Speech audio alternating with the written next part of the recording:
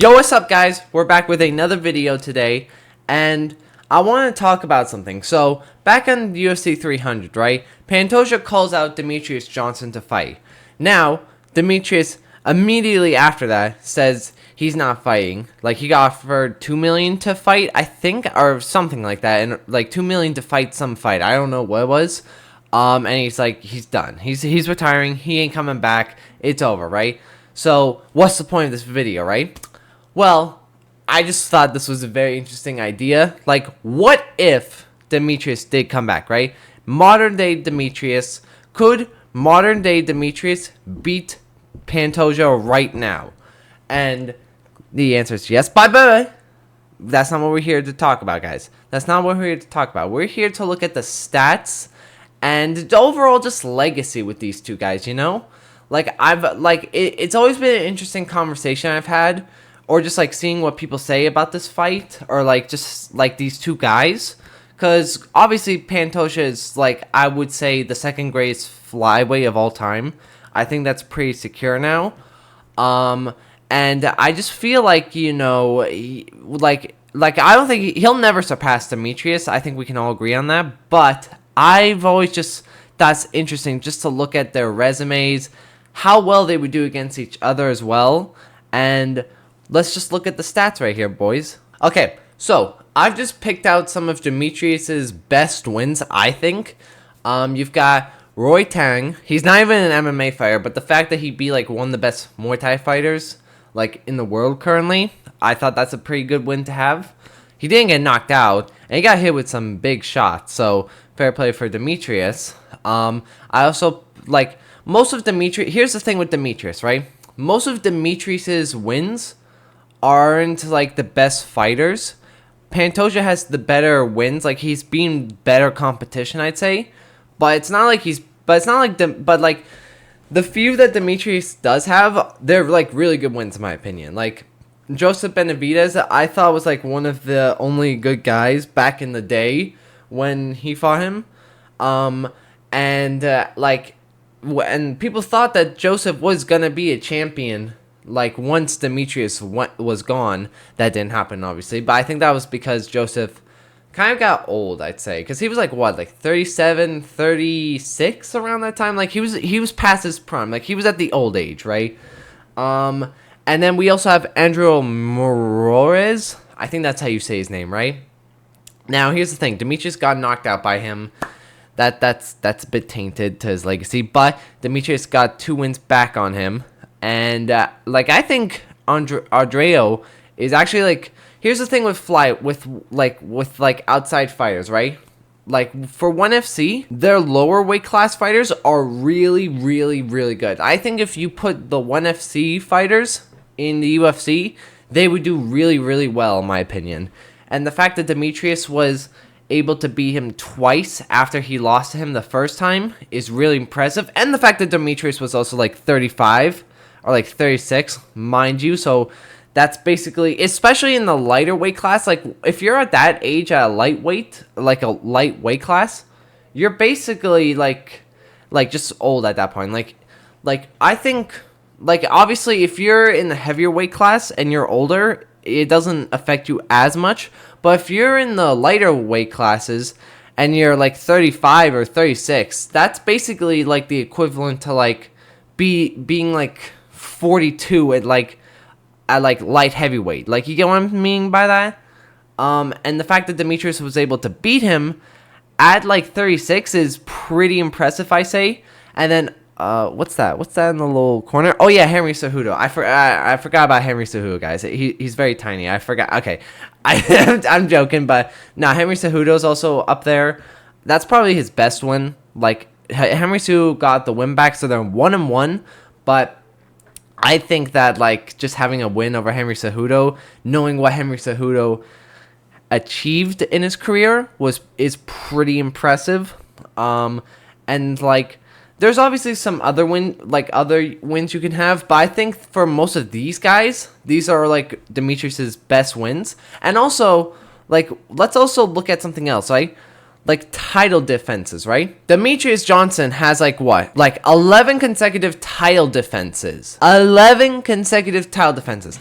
I don't care if they are like not the best fighters. Being a champion from like 2012 to 2018 in the UFC is insane. Like that's an insane achievement to have. I don't care if you're like beating bums. Just like being a champion for like 6 years straight is unbelievable. Like, I don't care what you say. Having that many title defenses, fighting for that long as the champion, like, Demetrious was running through the guys. They had to literally, like, he had to, like, rematch fighters that he already beaten. Like, look how many rematches he has. Like, one, he's beaten Joseph Benavidez twice. Oh, wait, no, this is a different guy, but you get what I mean. You get what I mean, guys. He's beaten, like, most of these guys multiple times. The only person who beat him was, like, Henry Cejudo. Nothing to be ashamed of there. Henry Cejudo is actually legit. And, you know, it's just really impressive right here. Just so, like, being a champion for 6 years straight, man, it's insane. Like, if you combined Islam and Khabib's title defenses and doubled them, they would be ahead by one title defense.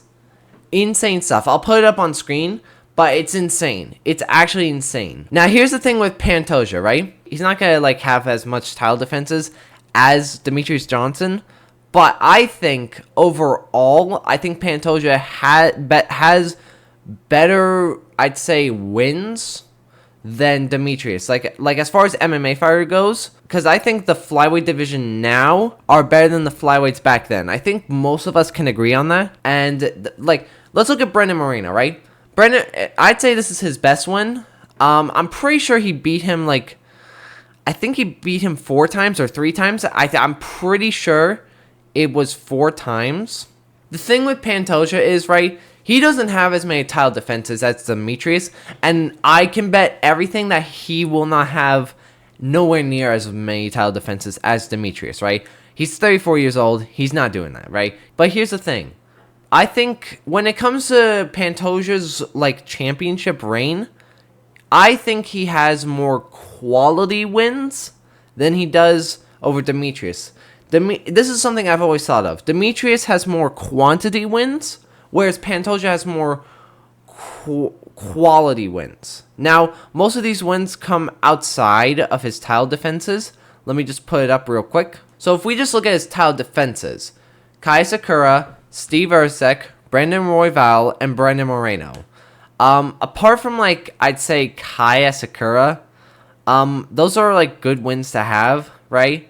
And, I thought, like, he was going to lose to Kai Sakura, but he finished him in, like, the second round, submitted him. So that's pretty impressive. And here's another thing. He's also beating guys like Manel Cap outside the UFC, and he's beating Brandon and Royval, like Moreno and Royval, before he became a champion, like, before. And he beat them again when when Moreno was champion, and then when Pantoja was champion, he fought Royval for a second time and beat him again. And the craziest part is, both Moreno and Royval have been, like, all the guys below them, but they can't beat Pantoja. And Pantoja's beating them, like 5 times. He has, I think, 7 wins over, or I think 6 now, over, like, the top 10 ranked opponents or something like that. It's unbelievable. That is, like, a crazy flex to have. And here's the most ironic part. Every champion in UFC right now, they all want to move up in weight class and become a double champion, right? But none of them earned it. Maybe apart from, like, Islam. You can make an argument with Islam. I wouldn't disagree with that. But with Pantoja, he doesn't really do that. He doesn't want to move up in weight class, and arguably, he's the fighter who could actually justify to move up in weight class, and nobody would complain because there's literally no one for him to fight. They literally had to go to another promotion in order for Pantoja to fight someone new. That's how insane Pantoja is right now as a champion. Now, we've talked about all the legacy fights, all that boring stuff. We don't care about that. What about right now? Even today, even though Demetrious hasn't fought in, like, almost 2 years, and he's 37 years old, and you could argue Pantoja's in his prime right now. Well, he is in his prime. I think we can all agree on that. Demetrious would still beat him. Like, he still would. But I think it would be a very tough fight for Demetrious currently. I think the skill level of flyweights, especially when Demetrious left, got way better. They got a lot better. But I still think Demetrious would beat like Pantoja and basically any of the flyweights. Like, I think he would. The only person I think Demetrious would have trouble with is Figueiredo, because Figueiredo, I think, is a more... I think he's more skilled than Pantoja, but Pantoja is just he's just got good grappling, and he's just tough to do. Like, the best Figueiredo could do was like drop him, and he could knock him out still. But still, I would say Demetrious has like a 60% chance to win this, and you could argue maybe like a 70. And for me, I have Pantoja at a 40% chance to win, and you could argue that's like 30.